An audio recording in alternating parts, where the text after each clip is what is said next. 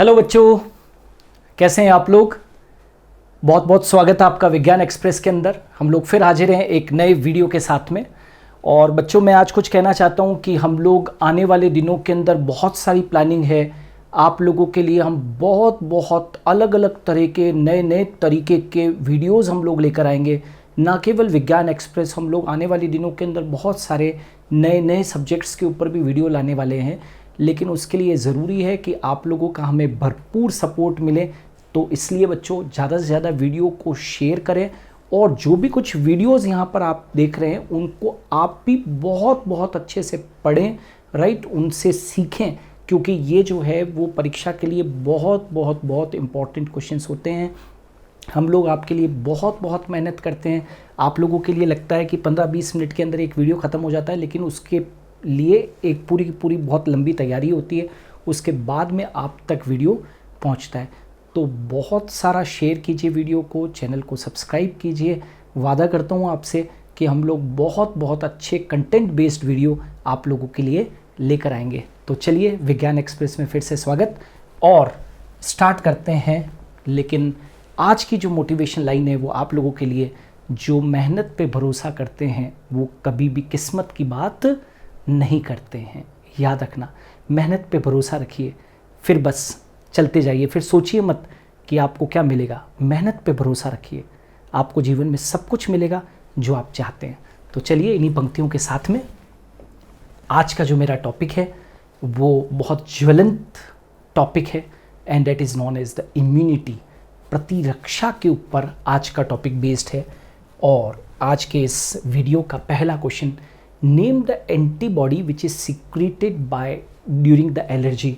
Allergy के वक्त स्रावित प्रतिरक्षी का नाम। आप सब जानते हैं, जिन लोगों का इम्यून सिस्टम हाइपर सेंसिटिव होता है, जिन लोगों का इम्यून सिस्टम हाइपर सेंसिटिव होता है उनके अंदर एलर्जी की प्रॉब्लम होती है। तो एलर्जी के वक्त में जो एंटीबॉडी सिक्रेट होती है उस एंटीबॉडी का नाम है दैट इज़ IG। और वो कौन सा होता है? E। अलग अलग तरीके की एंटीबॉडीज़ होती है, एंटीबॉडीज़ होती है जिनको कि आप लोग जानते हैं, राइट। जैसे कि IgA, D, E, G, M, अलग अलग तरीके की एंटीबॉडीज़ है। तो ये जो IgE जो आप लोग देख रहे हैं, IgE टाइप की जो आप देख रहे हैं, राइट, वो एंटीबॉडी एलर्जी के वक्त में क्या होती है? सिक्रेट होती है। ये IG का मतलब क्या होता है भाई? IG का मतलब होता है इम्यूनोग्लोबुलिन। इम्यूनोग्लोबुलिन बोले तो क्या? एंटीबॉडी, है ना। तो कंफ्यूजन नहीं रखना है। तो एलर्जी के वक्त स्थापित प्रतिरक्षी का नाम IgE टाइप की, याद रखोगे, IgE type. Next, most abundant antibody. Most abundant antibody, ऐसे एंटीबॉडीज अलग अलग तरीके की होती है। IgA, D, E, G, M, right. ऐसे अलग अलग तरीके की एंटीबॉडीज़ होती है, इम्यूनोग्लोबुलिन्स होती है। Most abundant antibody, most abundant antibody कौन सी है? सबसे अबेंडेंट एंटीबॉडी, सबसे ज़्यादा मात्रा में पाई जाने वाली प्रतिरक्षी कौन सी है? तो it is IgG type, IgG, right. Most abundant क्यों कहा है? क्योंकि 80% जितनी भी एंटीबॉडीज़ होती है उसमें से 80% के करीब जो एंटीबॉडी होती है वो कौन होती है? IgG टाइप की होती है। मोस्ट अबेंडेंट मतलब जितनी भी एंटीबॉडीज़ होती है ना, उसमें से 80% एंटीबॉडी जो है वो हिस्सा किसका है? IgG टाइप का है। और ये antibody, this antibody can also pass through placenta. This antibody can also pass through placenta. Placenta तो जानते हैं, अपरा, माँ और बच्चे के बीच कनेक्शन। तो ये प्लेसेंटा के थ्रू पास भी हो सकती है ना, मतलब मदर से होकर ये पास हो सकती है। तो मोस्ट एबेंडेंट एंटीबॉडी जो होती है वो कौन सी है? IgG टाइप की है। Next, expand SCID। ये SCID इम्यूनिटी से संबंधित डिजीज़ है, इम्यूनिटी से संबंधित डिजीज़ है। इसको हम लोग बोलते हैं that is severe severe combined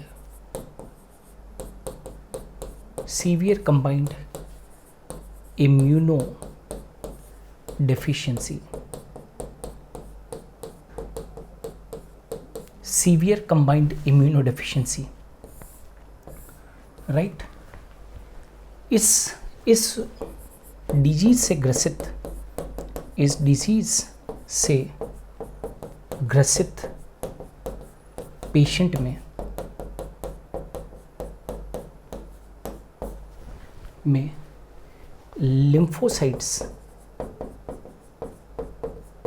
lymphocytes कैसी होती है, नॉन फंक्शनल या एब्सेंट होती है, नॉन फंक्शनल या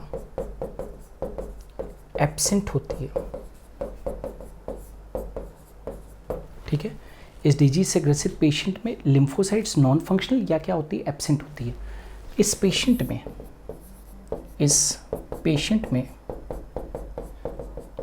में एडिनोसिन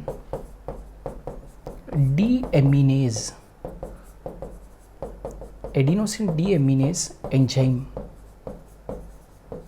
की डेफिशिएंसी होती है।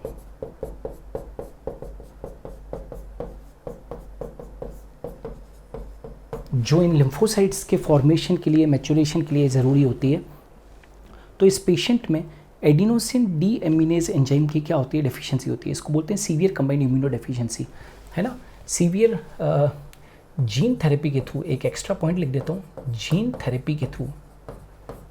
थेरेपी के द्वारा 1990 में SCID से अफेक्टेड 4 ईयर गर्ल को ट्रीट करने की कोशिश की गई, है ना। मतलब आजकल एक्चुअली क्या होता है कि जीन थेरेपी के थ्रू हम लोग कई सारे ऐसे डिसऑर्डर्स हैं जिनको सामान्य तरीके से ठीक नहीं किया जा सकता, उनको ठीक कर सकते हैं। तो severe combined immuno deficiency, is it clear, ये भी ध्यान रखना। Now what is primary immune response, very very important. प्राथमिक प्रतिरक्षा अनुक्रिया क्या होती है, when the body comes in contact with the pathogen first time, then the immune response which is generated by body is called primary immune response। आप समझिएगा, when the body comes in contact with the pathogen first time, जब body pathogen के, रोगजनक के contact में सबसे पहली बार आती है, सबसे पहली बार जब पैथोजन बॉडी के अंदर आता है, तो जो इम्यून रिस्पॉन्स, जो कि प्रतिरक्षा अनुक्रिया जो शरीर के अंदर जनरेट होती है, उसको हम लोग बोलते हैं प्राइमरी इम्यून रिस्पॉन्स। और ये क्या होती है, इट इज़ वीक टाइप, है ना, it is weak type of immune response, it is weak type of immune response. इसीलिए आप बीमार पड़ जाते हैं, तो क्या कहा मैंने, प्राइमरी इम्यून रिस्पॉन्स, प्राथमिक प्रतिरक्षा अनुक्रिया क्या है, बड़े सिंपल शब्दों में आपको बता देता हूँ। जब पैथोजन या रोगजनक शरीर में प्रथम बार आता है, तो शरीर उस पैथोजन के खिलाफ प्रतिरक्षा अनुक्रिया उत्पन्न करता है। जो पहली बार पैथोजन के आने पर जो शरीर प्रतिरक्षा अनुक्रिया उत्पन्न करता है, उसे प्राइमरी इम्यून रिस्पॉन्स कहते हैं। ये primary immune response weak type की इम्यून रिस्पॉन्स है, ये स्ट्रॉन्ग नहीं होती है, इसलिए हम पहली बार पैथोजन जब अटैक करता है तो बीमार पड़ जाते हैं। इसको हम बोलते हैं प्राइमरी इम्यून रिस्पॉन्स, ठीक है। Second, what is secondary immune response. द्वितीयक प्रतिरक्षा अनुक्रिया क्या है? तो देखो, व्हेन द सेम पैथोजन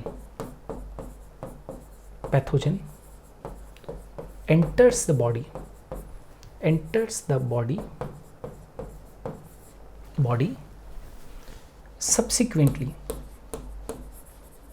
यानी कि सेकेंड टाइम या third time, when the same pathogen enters the body subsequently, then the immune response generated by body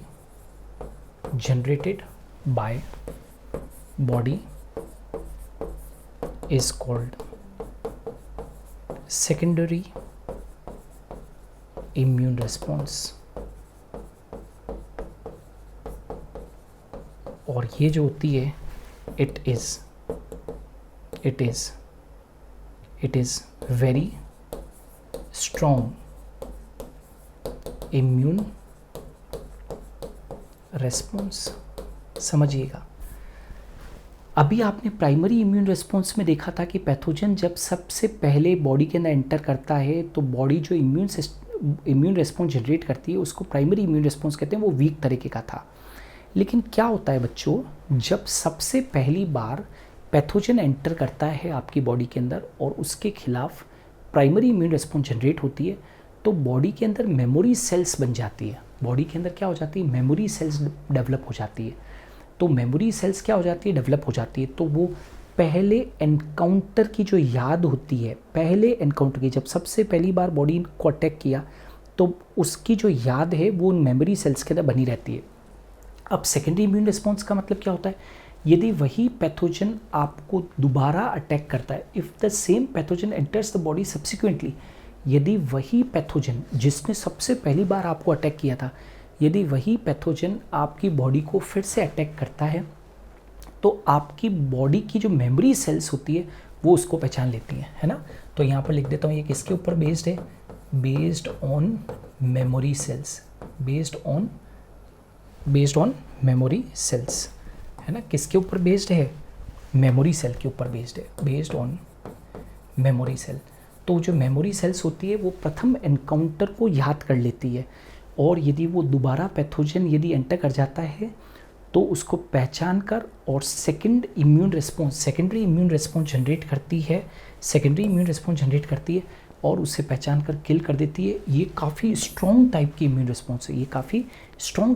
response है, और आप बीमार नहीं पड़ते हैं, इसको हम बोलते हैं secondary immune response. What is active immunity, बड़ा सिंपल सा है।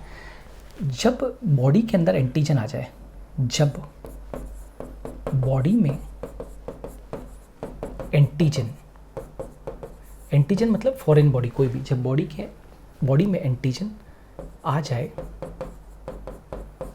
और शरीर उसके खिलाफ खुद एंटीबॉडीज बनाए,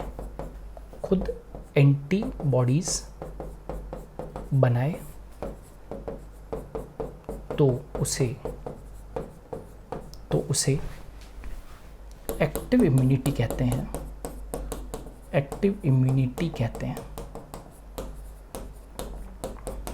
ठीक है। सिंपल सा है, वेरी सिंपल। एक्टिव इम्यूनिटी क्या है, देखो ये बैकबोन है इम्यूनिटी की। एक्टिव और पैसिव इम्यूनिटी सबको आनी चाहिए। जब बॉडी में एंटीजन आए, एंटीजन बोले तो क्या, कंफ्यूजन नहीं रखना है, foreign agent, right, foreign agent आए।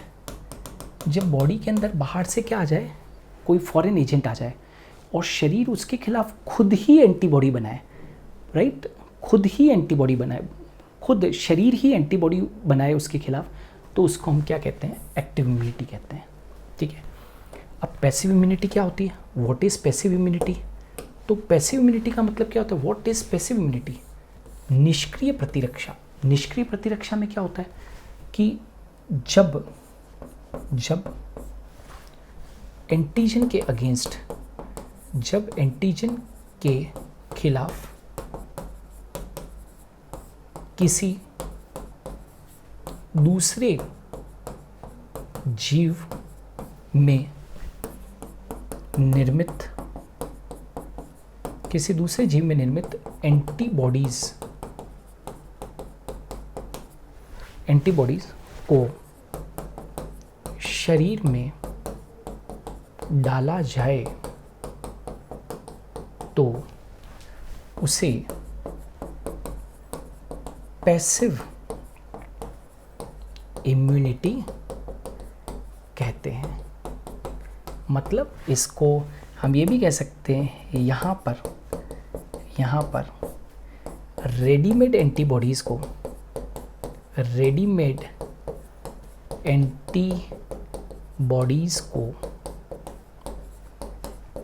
शरीर में डाला जाता है। ठीक है, जब एंटीजन के खिलाफ किसी दूसरे जीव में निर्मित एंटीबॉडीज़ को शरीर में डाला जाए तो उसे पैसिव इम्यूनिटी कहते हैं। जैसे कि मान लीजिए कोई पैथोजन आ गया या कोई एंटीजन बॉडी के अंदर आ गया, कोई फॉरेन एजेंट आ गया, और हम उसके अगेंस्ट रेडीमेड एंटीबॉडीज़ जो हमने किसी दूसरे ऑर्गेनिज्म में बनाई है उनको यदि बॉडी के अंदर डाल रहे हैं, रेडीमेड एंटीबॉडीज़ को डाल रहे हैं, तो उसको हम क्या कहते हैं? पैसिव इम्यूनिटी कहते हैं। एक्टिव इम्यूनिटी के अंदर बॉडी खुद एंटीबॉडीज़ बनाता है, वेरी सिंपल। और पैसिव इम्यूनिटी के अंदर बाहर से लाई गई एंटीबॉडीज़ को शरीर में डाला जाता है। जैसे किसी को सांप ने काटा तो सांप का जहर एक एंटीजन मान लीजिए, तो अब सांप के जहर के खिलाफ हमारी बॉडी एंटीबॉडी नहीं बनाएगी, है ना? तो हम क्या करेंगे कि घोड़े के अंदर निर्मित जो एंटीबॉडीज़ है उनको लेकर, घोड़े के अंदर निर्मित एंटीबॉडीज़ को लेकर हम ह्यूमन बीइंग की बॉडी के अंदर डालते हैं, तो उससे क्या मिलेगी? पैसिव इम्यूनिटी मिलेगी, राइट? घोड़ों को कैसे? तो घोड़े के अंदर रोजाना क्या करते हैं? सांप का जहर घोड़ों को दिया जाता है, तो घोड़ों का इम्यून सिस्टम बहुत स्ट्रांग होता है, तो उसके ऊपर माइल्ड रोजाना जहर देते हैं, उसके ऊपर तो कोई असर नहीं पड़ता है। तो जब घोड़े के अंदर रोजाना आप सांप का जहर डालोगे तो उसके अगेंस्ट घोड़ा क्या बनाएगा? एंटीबॉडीज़ बनाएगा। बस हम उन एंटीबॉडीज़ को ही कलेक्ट कर लेते हैं इंजेक्शन की बॉटल्स में, और जब भी स्नेक बाइट होता है तो इन रेडीमेड एंटीबॉडीज़ को अपने शरीर के अंदर ह्यूमन बीइंग्स में डाल देते हैं, तो इंसान की जान बच जाती है। तो उसको हम क्या कहते हैं? पैसिव इम्यूनिटी कहते हैं। सीधी सी बात है, एक्टिव इम्यूनिटी में बॉडी खुद एंटीबॉडीज़ बनाता है, पैसिव इम्यूनिटी के अंदर बाहर से रेडीमेड एंटीबॉडीज़ को डाला जाता है। Next, HIV affects which part of immune system? आप सब जानते हैं HIV से एक ड्रेडफुल डिजीज़ हो जाती है, और वो क्या है? एड्स है। एड्स को डेथ वारंट कहा जाता है, मतलब यदि ये बॉडी के अंदर आ गया तो डेथ निश्चित है। तो HIV affects which part of immune system? HIV प्रतिरक्षा तंत्र के किस भाग को प्रभावित करता है? तो HIV affects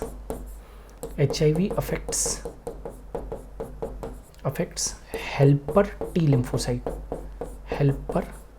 helper T lymphocytes,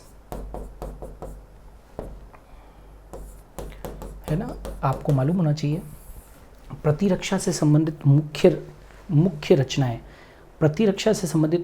रचनाएं, इम्यूनिटी से रिलेटेड जो हेल्पर टी लिम्फोसाइट्स होती है उनको HIV क्या कर देता है? अफेक्ट कर देता है, ठीक है ना? जिसकी वजह से वो पेशेंट के अंदर दूसरे कई सारे रोग लग जाते हैं और फिर उसकी क्या हो जाती है? डेथ हो जाती है। तो आपसे पूछा था HIV प्रतिरक्षा तंत्र के किस भाग को प्रभावित करेगा? मतलब HIV virus, human immuno deficiency virus body के अंदर आएगा तो किस भाग को अफेक्टेड करेगा इम्यून सिस्टम के? तो हेल्पर टी लिम्फोसाइट को प्रभावित करेगा। Next, name the primary lymphoid organs. देखिए, लिम्फोइड ऑर्गन्स जो होते हैं, पहली बात तो लिम्फोइड ऑर्गन्स क्या देते हैं? इम्यूनिटी प्रदान करते हैं, इम्यूनिटी प्रदान करते हैं। ये आपको क्या देते हैं? इम्यूनिटी देते हैं। लिम्फोइड ऑर्गन्स इम्यूनिटी देते हैं। अब लिम्फोइड ऑर्गन्स दो तरीके के होते हैं, प्राइमरी और सेकेंडरी, है ना? बहुत तरीके के होते हैं, प्राइमरी, सेकेंडरी। तो आपसे प्राइमरी पूछा है, तो प्राइमरी लिम्फोइड ऑर्गन्स जो है वो कौन से हैं? प्राइमरी लिम्फोइड ऑर्गन तो दो ही होते हैं भाई, याद रखना। एक तो कौन सा होता है? थाइमस ग्लैंड, और दूसरी जो होती है वो क्या है? बोन मैरो समझते हैं? अस्थि मज्जा। और सेकेंडरी लिम्फोइड ऑर्गन्स भी होते हैं बॉडी के अंदर। सेकेंडरी लिम्फोइड ऑर्गन्स के अंदर स्प्लिन, है ना, लसीका गांठें यानी कि lymph nodes, tonsils, pair patches, वो सब सेकेंडरी लिम्फोइड ऑर्गन्स हैं। हमारा क्वेश्चन क्या है? प्राइमरी लिम्फोइड ऑर्गन्स के ऊपर है। तो प्राइमरी लिम्फोइड ऑर्गन्स दो होते हैं, थाइमस और bone marrow. Next, colostrum consist of which antibodies, colostrum क्या होता है, first mother milk, first mother milk. जब एक माँ अपने बच्चे को बर्थ देती है, जब एक माँ अपने बच्चे को बर्थ देती है तो इनिशियल डेज में, है ना, इनिशियल डेज जो लैक्टेशन के इनिशियल डेज होते हैं, राइट, उसमें एक पीले रंग का फ्लूइड निकलता है मदर से, जिसको कि हम बोलते हैं कोलेस्ट्रम कहते हैं। तो ऐसा कहा जाता है कि वो कोलेस्ट्रम बच्चे के लिए बहुत बहुत इंपॉर्टेंट होता है। तो उस कोलेस्ट्रम में कौन सी एंटीबॉडीज़ होती है, तो याद रखना, कोलेस्ट्रम जो पहला दूध होता है जो कि येलो कलर्ड मिल्क होता है, फर्स्ट मदर मिल्क कहलाता है, नवदुग्ध कहलाता है, खीस कहलाता है, जो भी कुछ, कोलेस्ट्रम के अंदर जो एंटीबॉडीज़ होती है वो कौन सी होती है, IgA टाइप। याद रखोगे, भूलोगे तो नहीं। कोलेस्ट्रम के अंदर जो एंटीबॉडीज़ होती है, कोलेस्ट्रम के अंदर जो एंटीबॉडीज़ होती है वो IgA टाइप की होती है। एक्सपांड माल्ट, ये माल्ट क्या है पहले तो एक्सपांड करते हैं, mucosa associated, mucosa associated lymphoid tissue,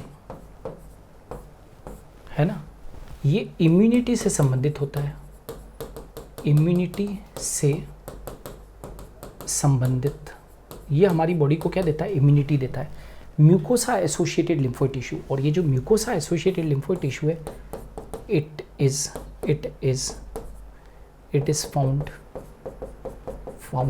in respiratory tract, it is found in respiratory tract, digestive tract,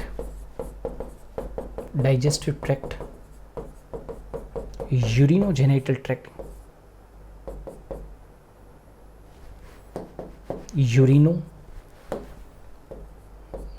urinogenital tract। जितने भी जो ये आपके अंदर बॉडी के अंदर जो ट्रैक्ट होते हैं ना, श्वसन पथ, पाचन पथ, मूत्रजनन पथ, तो उनको लाइन किए हुए it is found in respiratory tract, इनको लाइन किए हुए जो होता है वो कौन सा होता है, म्यूकोसा एसोसिएटेड लिम्फोइड टिश्यू होता है। एंड ये it forms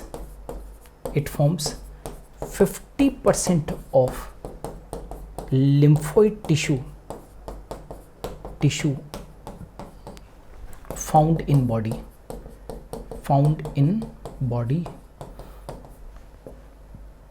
it forms 50% of lymphoid tissue found in body, it forms 50% of lymphoid tissue found in body। मतलब आपके शरीर के अंदर जितना भी लिम्फोइड टिश्यू होता है उसका 50% तो कौन है, म्यूकोसा एसोसिएटेड लिम्फोइड टिश्यू। तो ये जितने भी ट्रैक्ट है ना, जैसे मान लीजिए डाइजेस्टिव ट्रैक्ट है, तो ये यहाँ पर ये इस डाइजेस्टिव ट्रैक्ट को लाइन किए हुए कौन होता है, ये म्यूकोसा एसोसिएटेड लिम्फोइड टिश्यू पाया जाता है। Next, name the cytokine barrier, cytokine barrier का नाम क्या है। पहली बात तो बहुत इंपॉर्टेंट है, साइटोकाइन बैरियर का नाम है इंटरफेरोन्स, इंटरफेरोन, है ना। इंटरफेरोन्स क्या होते हैं, वायरस इन्फेक्टेड सेल, वायरस संक्रमित कोशिका, virus infected cell secrete, virus infected cell secrete antiviral proteins called interferons, which protect healthy cells from viral infection। बहुत इंपॉर्टेंट है, समझिएगा। वायरस इन्फेक्टेड सेल्स जो होती है, मान लीजिए कि ये वायरस इन्फेक्टेड सेल है, ये वायरस इन्फेक्टेड सेल है, तो ये खुद क्या सिक्रीट करती है, कुछ सब्सटेंस को रिलीज करती है, ठीक है। उन सब्सटेंसेस का नाम क्या है, इंटरफेरोन्स। अब ये जो इंटरफेरोन्स है, ये प्रोटीन्स होते हैं, एंटीवायरल प्रोटीन्स होते हैं, जो कि अपने आसपास की सेल्स को, ये जो सेल्स है इनको इन्फेक्ट होने से क्या करते हैं, रोकते हैं। तो इंटरफेरोन क्या होते हैं, virus infected cell secrete, virus infected cell खुद जो वायरस के द्वारा संक्रमित कोशिका है वो एंटीवायरल प्रोटीन्स बनाती है, जिनको इंटरफेरोन्स कहते हैं, जो कि अपने आसपास की हेल्दी सेल्स को वायरल इन्फेक्शन से क्या करती है, रोकती है। तो इंटरफेरोन्स एक प्रकार के साइटोकाइन बैरियर हैं। तो वायरस इन्फेक्टेड सेल खुद एंटीवायरल प्रोटीन्स को सिक्रीट करती है जिनको कि इंटरफेरोन्स कहते हैं, जो कि अपने आसपास की हेल्दी सेल्स को वायरल इन्फेक्शन से बचाते हैं। इनको बोलते हैं cytokine barrier. Next, what is a vaccine? Vaccine का भी धूम धड़ाका है। तो व्हाट इज़ अ वैक्सीन? तो treated oblique weakened pathogen introduced in body is called vaccine. मतलब उपचारित या कमजोर किया गया, उपचारित ऑब्लिक कमजोर किए गए रोगजनक को शरीर के भीतर डालना, है ना, क्या है वो वैक्सीन है। ट्रीटेड और weakened pathogen introduction in the body is called as vaccine. What is the shape of the antibody molecule? Antibody molecule का जो शेप होता है वो देखो इस तरीके का होता है। ये एंटीबॉडी का शेप है, इस तरीके का शेप है। ये एंटीबॉडी मॉलिक्यूल है और उसके अंदर आपको इस तरीके का शेप दिख रहा है, ठीक है। इसमें दो चेन होती है, दो तो हैवी चेन होती है और दो लाइट चेन होती है, H2L2। ये दोनों हैवी चेन है, ये दोनों लाइट चेन है, जो कि डाइसल्फाइड बॉन्ड से जुड़ी रहती है। तो what is the shape of the antibody molecule? तो याद रखना, आपको ये रखना है वाई शेप्ड, भूलोगे तो नहीं। एंटीबॉडी का जो शेप होता है, एंटीबॉडी मॉलिक्यूल का जो शेप होता है वो वाई शेप होता है। Is rheumatoid arthritis auto immune disease? Rheumatoid arthritis, ये याद रखना, yes it is a auto immune disease. ये एक स्व प्रतिरक्षा रोग है, राइट। जानते हो इसमें क्या होते हैं? इस डिजीज़ में बॉडी का इम्यून सिस्टम एंटीबॉडीज़ बनाता है जो जॉइंट्स को अफेक्ट करता है, आपने देखा होगा, जैसे ये जॉइंट्स होते हैं ना, ये ट्रू जॉइंट साइनोवियल जॉइंट्स होते हैं ये। तो यहाँ पर ये जो ट्रू जॉइंट्स होते हैं, यहाँ पर आपने देखा होगा साइनोवियल मेम्ब्रेन होती है, ये साइनोवियल मेम्ब्रेन होती है, ठीक है। तो वो जो एंटीबॉडीज़ होती है ना, वो एंटीबॉडीज़ इस साइनोवियल मेम्ब्रेन के ऊपर आकर क्या करेगी? अटैक करेगी। तो मतलब बॉडी के ही जॉइंट्स को अफेक्ट कर देगा ये डिजीज़। तो रूमेटॉइड आर्थराइटिस को हम ऑटो इम्यून डिजीज़ या एक स्व प्रतिरक्षा रोग मानते हैं। Term vaccine was first used by महान वैज्ञानिक। शायद ये ना होते तो दुनिया भर के अंदर वैक्सीन कैसे बनती है ये शायद आइडिया नहीं होता। इनको सलाम, जिन्होंने कि सबसे पहले वैक्सीन टर्म वगैरह के बारे में बताया कि वैक्सीन क्या होता है। तो डेट इज़ वैक्सीन शब्द सर्वप्रथम किन्होंने प्रयोग किया? तो ये वाज डॉक्टर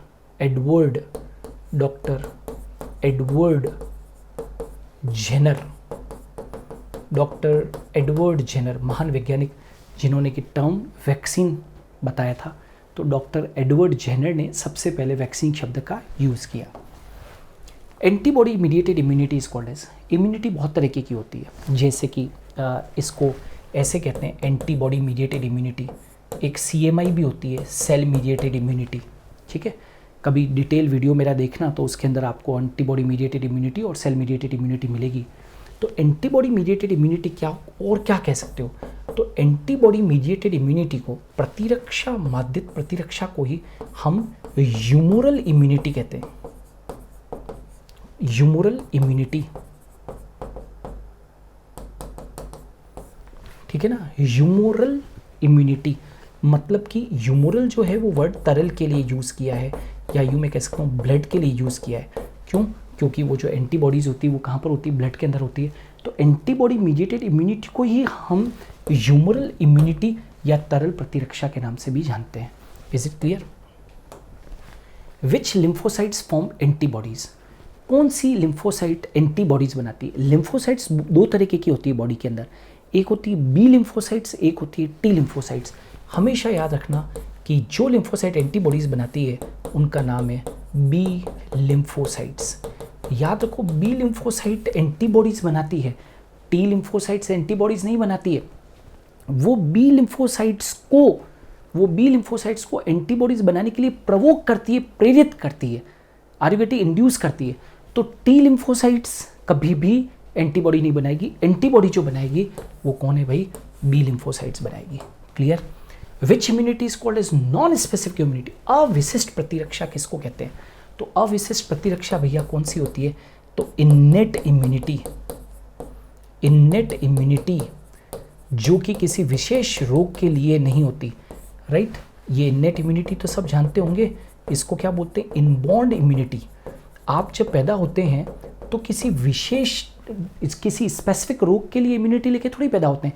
ऐसा कोई बच्चा देखा है क्या जो टाइफाइड के लिए या मलेरिया के लिए या किसी अन्य रोग के लिए इम्यूनिटी लेकर पैदा हो? नहीं, हमारे पास में हम जब पैदा होते हैं तो हमारे पास में जनरल इम्यूनिटी होती है। तो इन्नेट इम्यूनिटी जो होती है वो इनबॉर्न इम्यूनिटी नॉन स्पेसिफिक होती है।